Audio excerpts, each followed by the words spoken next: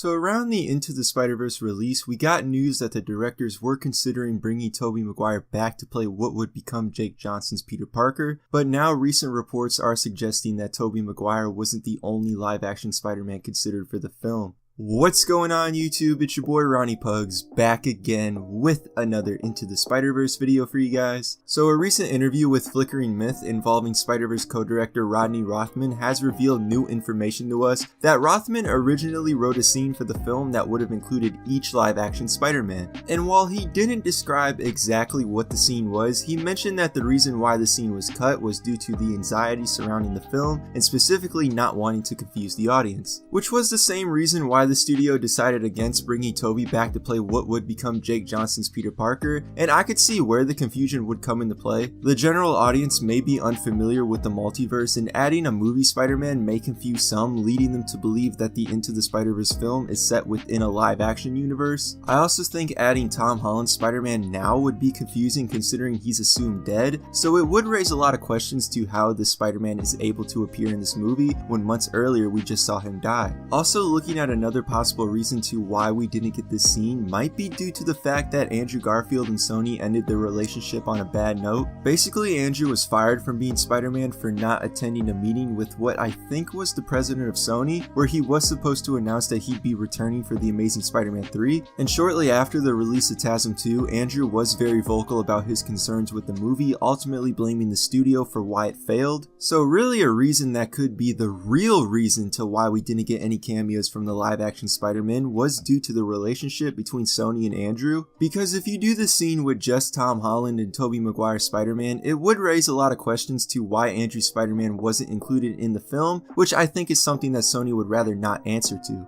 So let me know what you guys think. What do you think the deleted scene involving these three live-action Spider-Men could have been? Also, do you think Andrew's parting with Sony played a factor in the scene not making the cut?